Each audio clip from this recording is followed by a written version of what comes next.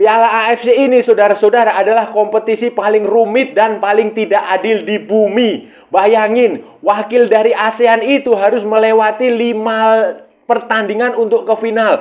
Mulai dari semifinal zona ASEAN, final zona ASEAN, interzone playoff semifinal, final interzone playoff final, kemudian final. Sementara tim dari region lain itu paling hanya 2 pertandingan, 3 pertandingan sampai ke final. Bayangin. Halo saudara-saudara, jumpa lagi dengan komentator gadungan di sini. Dengan komentator yang gadungan. Seperti biasa, saudara-saudara, seperti biasa. Kalau kita sudah bertemu, pasti akan ada yang kita bicarakan. Baik yang bermanfaat maupun yang tidak bermanfaat. Baik yang berguna maupun yang tidak berguna. Baik yang menghibur maupun yang bikin sedih. Baik yang terkini maupun yang sudah basi. Bebas, saudara-saudara. Bebas, bebas, bebas. Yang penting sopan. Dan seperti biasa pula kita akan membicarakan sepak bola di seputaran Asia Tenggara dengan santai tapi serius. Kita akan bicara sepak bola di Indonesia, Malaysia, Thailand, Vietnam, Singapura, Brunei Darussalam, Myanmar, Laos, Kamboja, Filipina, Timor Leste, dan mana lagi? Dan sekitarnya. Hari ini saudara-saudara, hari ini kita akan membahas tentang Piala AFC. Memang undiannya, drawingnya sudah dilakukan beberapa hari yang lalu. Tetapi kita baru membahasnya hari ini, saudara-saudara. Tidak masalah lah, tidak masalah. Yang penting sopan, saudara-saudara. Kita akan membahas ini karena akan ada persaingan menarik khususnya di zona ASEAN. Kita akan fokus saja di zona ASEAN karena tim-tim dari Indonesia akan bertemu dengan tim-tim Malaysia. Dan yang lebih menarik lagi, saudara-saudara, masuknya ada tim dari Australia. Selama ini kan kita tahu kan Australia itu levelnya adalah Liga Champion. Tetapi karena satu dan lain hal, karena masalah yang internal di dalam negeri mereka, karena masalah COVID-19, akibatnya mereka sekarang hanya mendapatkan jatah di Piala AFC. Dan tampaknya ada playoff Liga Champion kalau nggak salah. Dan ini akan membuat persaingan di fase grup Piala AFC musim ini akan bertambah menarik, akan bertambah ketat dan memang layak dinantikan, saudara-saudara. Nah, ini akan seperti apa, saudara-saudara? Ini akan kita bahas, akan kita ulas, akan kita analisis, akan kita bahas, akan kita percakapkan untuk edisi kali ini, saudara-saudara. Jadi begini, saudara-saudara, jadi begini, beberapa hari lalu saat semua penggemar sepak bola, fans sepak bola sedang fokus kepada pertandingan di Piala AFF U23 yang sangat ramai dan ketat. Konfederasi Sepak Bola Asia, AFC, melakukan undian drawing pembagian grup ke Liga Champion Asia dan Piala AFC. Di Liga Champion Asia kan kita sudah tahulah, itu tidak ada tim-tim dari Indonesia dan Malaysia yang akan bertemu. Karena timnya dari Malaysia cuma ada satu, tim dari Indonesia tidak ada. Sementara di Piala AFC, saudara-saudara, di Piala AFC itu seperti regulasi, seperti peraturan yang ada di AFC itu dibagi menjadi beberapa zona. Ada zona Asia Barat, Asia Timur, Asia Selatan, Asia Tengah kalau nggak salah, kemudian Asia Tenggara, ASEAN. Dan di ASEAN ini ada 3 grup yang diundi. Di situ ada grup F, grup G, dan grup H. Di grup F itu, saudara-saudara, ini yang menarik adalah biasanya adalah hanya negara-negara ASEAN, Asia Tenggara, anggota-anggota ASEAN lah.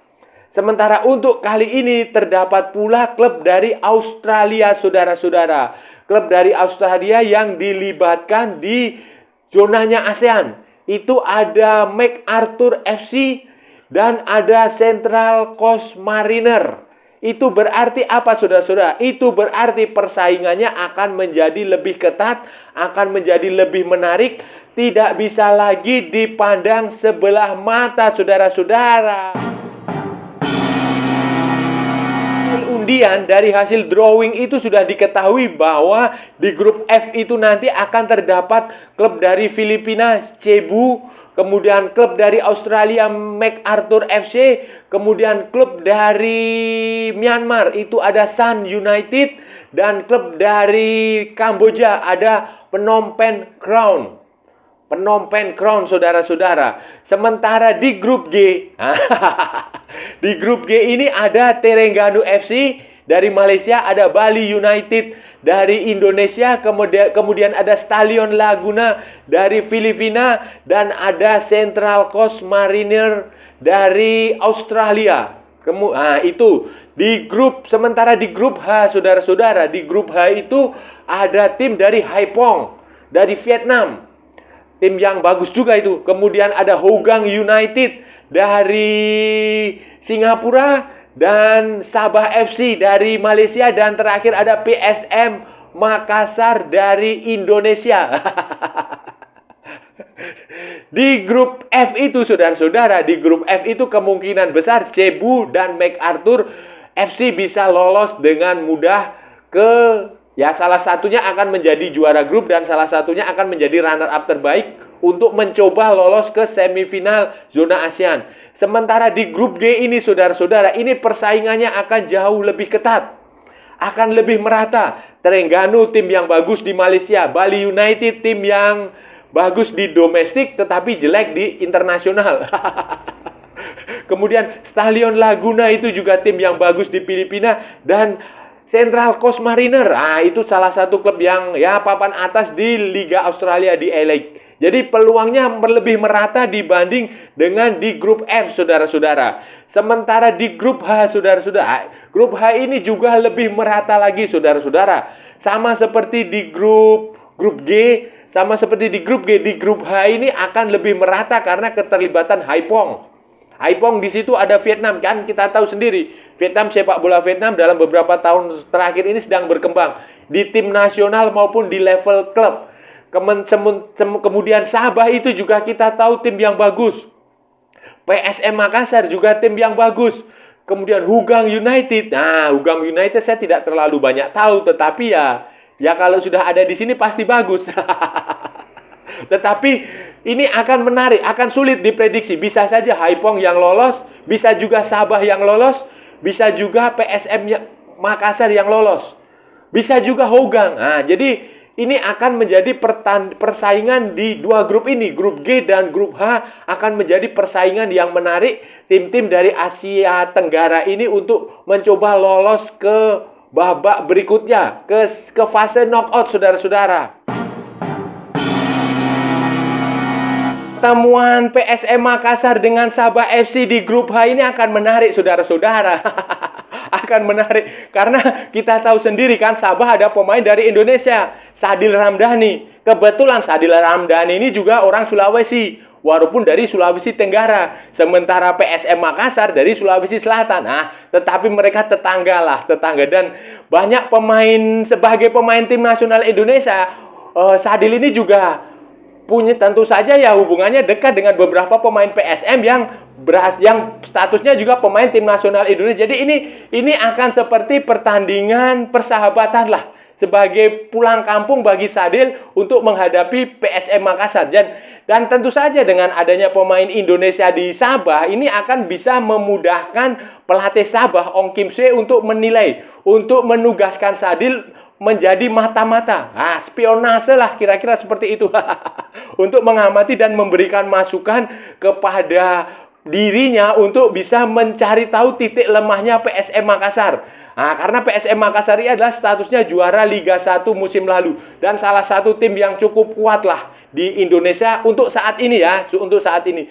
Sementara nanti di grup G itu ketika Bali United melawan Terengganu ini, saya rasa Bali United bukan sesuatu yang tim yang perlu dikhawatirkan oleh Terengganu, saudara-saudara. Ya mungkin saja ketika nanti main di kandang, main di Bali itu akan mendapatkan dukungan dari fans, dari supporter yang banyak. Tetapi secara teknis permainan Bali United itu kalau mau jujur itu tidak sebagus PSM Makassar. Kalau PSM Makassar itu cukup rapi. Mereka menyerangnya itu cukup rapi, terstruktur dengan baik. Sementara Bali United itu hanya lebih mengandalkan keterampilan individual pemain. Kadang lebih banyak faktor egoisnya, keterampilan teknik lah. Kerjasamanya tidak terbentuk dengan bagus. Terbukti kan waktu playoff Liga Champions Asia, Bali United dibantai klub dari Hong Kong, Liman FC, saudara-saudara. Yang saya bilang di awal, saudara-saudara, kompetisi ini, Piala AFC ini adalah ajang, adalah turnamen, adalah kompetisi yang tidak fair dan rumit. Yang rumit dan tidak fair untuk negara-negara ASEAN.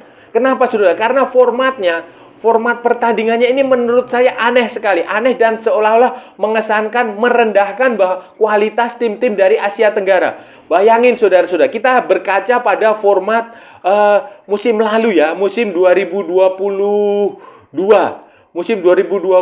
dan kemungkinan juga akan terjadi, akan diselenggarakan, akan tetap dilanjutkan di format untuk musim ini. Kalau saudara-saudara ingat, di 2022 itu tim dari ASEAN itu harus melewati jalan berliku, harus menjalani 5 pertandingan untuk sampai ke final. Waktu itu ya, jadi begini, setelah lolos dari fase grup, juara grup, 3 juara grup otomatis lolos ke semifinal dan runner up terbaik akan tampil di semifinal. Nah, di semifinal ini 4 tim ASEAN ini akan bertanding. Kemudian yang lolos dari semifinal ASEAN ini akan tampil di final zona ASEAN. Setelah tampil di final zona ASEAN itu masih ada yang namanya inter playoff semifinal. Inter playoff semifinal. Kemudian kalau menang di inter playoff semifinal melawan tim dari Asia yang lain, itu akan lolos ke inter playoff final. Setelah lolos dari inter playoff final akan tampil di final. Ini tidak adil. Kenapa? Karena kalau kita bandingkan dengan tim dari Asia Barat misalnya, Asia Barat itu nanti yang lolos itu akan tampil di semifinal zona Asia Barat, kemudian tampil di final Asia Barat. Dari final Asia Barat mereka langsung tampil di final Piala AFC. Jadi hanya ada 2 pertandingan. Itu di zona Asia Barat. Kemudian di zona Asia Tengah itu mereka tampil di final zona Asia Tengah. Kemudian tampil di semifinal interzone playoff semifinal, dan kemudian interzone playoff final baru ke final. 3, saudara-saudara, 3. Sementara di zona Asia Timur, Asia Timur itu langsung ke interzone playoff semifinal. Kemudian ke interzone playoff final baru ke final. Jadi 2. Bayangin, saudara, itu kan seolah-olah merendahkan kualitas, seolah-olah merendahkan tim, menganggap remeh tim dari Asia Tenggara, seolah-olah tidak akan mampu mencapai final atau juara. Buktinya kan musim lalu Kuala Lumpur City FC tampil di final kan, setelah dikalahkan klub dari Oman, Al-Sep kalau nggak salah. Al-Sep itu, saudara. Jadi ya aneh saja menurut saya, saudara-saudara. Pertanyaan menarik lain, dan ini juga menjadi keanehan bagi banyak penggemar sepak bola di ASEAN ini adalah keberadaan klub-klub dari Australia di fase grup Piala AFC, khususnya di zona ASEAN. Karena selama ini orang tahu bahwa Liga Australia, kompetisi di Australia A-League itu jatahnya ada di Liga Champions Asia dan dianggap sejajar dengan liga-liga seperti Jepang, Korea, Cina, Thailand, seperti itu. Ini pertanyaan yang banyak ditanyakan orang kepada saya. Dan kenapa? Jawabannya adalah kenapa Australia ada di Piala AFC di zona ASEAN. Kenapa? Jawabannya adalah ini terkait dengan musim 2021. Waktu itu di Liga Champions Asia, itu semua tim Australia itu tampil di Liga Champions Asia, baik di fase grup maupun di playoff. Tetapi saudara-saudara, karena kan harus ingat, backgroundnya waktu itu adalah COVID-19. Seharusnya kalau Australia itu tampil, tetapi mereka, klub-klub mereka, 3 klub atau berapa klub ya? 3 tim ya, 3 tim, Sydney FC, Melbourne City, dan Brisbane Roar itu mundur dari Liga Champions Asia ketika sudah drawing dilakukan. Karena waktu itu ada restriksi, pembatasan perjalanan dari Australia ke negara-negara di Asia. Sehingga pemerintah mereka tidak mengizinkan pemain-pemain sepak bola dari Australia itu keluar keluar negeri gitu. Waktu itu kok jadi sehingga otomatis mereka mengundurkan diri dan itu berakibat pada nilai koefisien yang ada di daftar peringkat AFC. Dengan tidak ada tim Australia yang bertanding di Liga Champion Asia pada 2021 itu saudara-saudara, otomatis mereka tidak punya poin. Tidak punya poin dan akibatnya ketika Liga Champion Asia 2022 digelar, mereka hanya mendapatkan satu tim yang di Liga Champion di fase grup. Kemudian ada beberapa tim yang tampil di playoff dan hasilnya satu tim Sydney FC dan Melbourne City tampil di fase grup, fase utama dengan pencapaian yang tidak terlalu memuaskan. Sehingga itu poin mereka tidak bisa mengatrol posisi Australia di Liga Champion Asia untuk musim 2023-2024. Sehingga ya akibatnya klubnya harus ada klub yang tampil di Piala AFC musim ini, saudara-saudara. Saudara, keluhan terhadap ketidakadilan terhadap kompetisi yang tidak fair di Piala AFC ini tampaknya didengarkan oleh AFC sendiri. Kenapa? Karena mulai musim depan ini formatnya berubah. Formatnya berubah, akan ada yang namanya Liga Champion Asia 2, AFC Champion League 2. Setelah yang itu untuk menggantikan Piala AFC. Untuk Liga Championnya tetap namanya Liga Champion Asia Elite. Sementara nanti di level ketiga ada Challenge Cup di kompetisi ketiga. Nah, di Liga Champion Asia 2 ini formatnya akan jauh lebih sederhana, saudara-saudara. Nantinya akan ada 32 tim yang dibagi menjadi 8 grup dengan masing-masing grup berisi 4 klub. Nanti juara runner up lolos ke babak berikutnya, babak 16 besar, kemudian bertanding di situ. Kalau nggak salah home and away, kemudian nanti quarter final, semifinal, final. Nah, itu seperti itu. Finalnya nanti kalau nggak salah akan sekali bertanding. Ini akan jauh lebih fair. Lebih fair dibandingkan dengan sistem zona seperti yang sekarang. Yang musim ini diterapkan oleh Piala AFC. Dan nantinya saudara-saudara di Liga Champion 2 ini juga klub pesertanya akan lebih berat juga, sama beratnya. Karena di sini nanti akan ada tim dari Jepang. Satu tim dari Jepang tampil di fase grup. Jepang, Korea Selatan, Cina, Thailand, Australia, Malaysia, kemudian Vietnam itu juga ada satu tim di fase grup dan satu tim dari playoff. Kemudian ada Hong Kong, ada Filipina, Singapura, Korea Utara, dan Indonesia. Nah, khusus klub dari Indonesia dan dari Korea Utara itu hanya akan tampil di playoff. Playoff-nya itu ya seperti yang saya bilang tadi, melawan klub dari Vietnam, Hong Kong, Filipina, Singapura. Dan itu relatif lebih mudah lah. Lebih mudah walaupun kemarin Bali United juga dibantai klub dari Hong Kong. Tapi setidaknya lebih bagus daripada nanti playoff-nya melawan tim dari Jepang, atau tim dari Korea, atau tim dari Cina, atau tim dari Australia. Jadi ya ini akan lebih menarik, saudara-saudara. Format baru Liga Champion Asia 2 dengan format baru Piala AFC musim depan, saudara. Saya sih optimistis tim-tim Indonesia masih bisa berpartisipasi. Untuk sekedar berpartisipasi ya, untuk lolos ke fase grup, saya sih optimistis ya. Pertanyaannya adalah apakah bisa berprestasi ketika sudah berada di fase grup. Ini perlu pertanyaan lebih mendalam. Kenapa? Karena fokus klub-klub Indonesia ini memang menurut saya keterlaluan, saudara-saudara. Keterlaluan. Mereka hanya bangga menjadi jago kandang. Hanya bangga menjadi juara di domestik. Hanya bangga juara Liga Indonesia. Mereka tidak punya pikiran. Otak mereka itu tidak berpikir bahwa kompetisi di Asia itu penting. Tidak. Mereka hanya pikir, ya yang penting juara di Indonesia, juara Liga Indonesia. Bahkan di level kompetisi pramusim, kompetisi level yang hanya piala gubernur, piala bupati, mereka sudah senangnya minta ampun. Nah, jadi saya kalau untuk sekedar lolos, saya sih yakin bisa. Tetapi kalau untuk berprestasi ya kita lihat aja nanti. Karena ini tergantung dari mindset. Mindset klub Indonesia itu mau seperti apa, saudara-saudara. Apakah mereka hanya sudah puas dengan Liga Indonesia atau tidak? Kalau mereka bisa mengubah mindset itu, saya percaya klub Indonesia bisa berbicara banyak di Liga Champion Asia 2 musim depan. Kalau klub Malaysia, klub Singapura, klub Vietnam, klub Thailand, saya nggak ragu lah, karena fokus mereka memang sudah lebih tinggi, level mereka next target tujuan mereka memang lebih tinggi daripada sekedar merajai di kompetisi domestik. Nah, saudara-saudara, itu tadi pembahasan kita hari ini, saudara-saudara.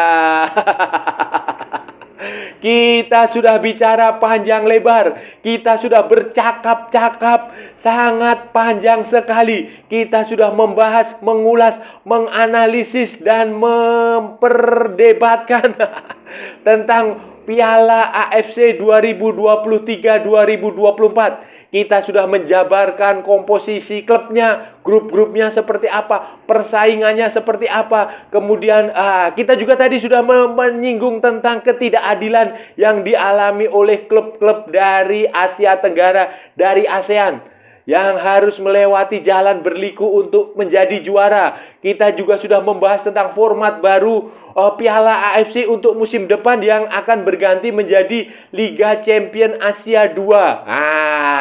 Ada Liga Champion Asia 2, ada Liga Champion Asia Elite, ada juga Challenge Cup.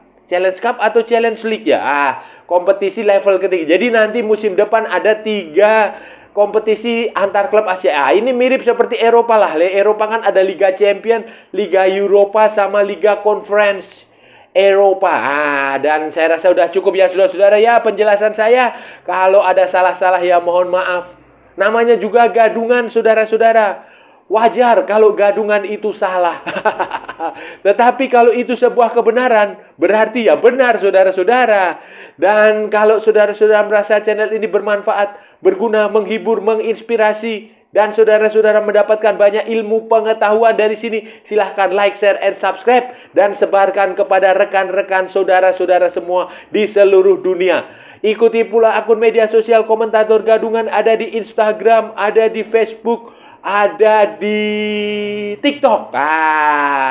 Dan sampai bertemu lagi saudara-saudara di edisi-edisi berikutnya dengan tema-tema yang jauh lebih tidak bermanfaat, dengan tema-tema yang jauh lebih tidak berguna, dengan tema-tema yang jauh lebih membosankan.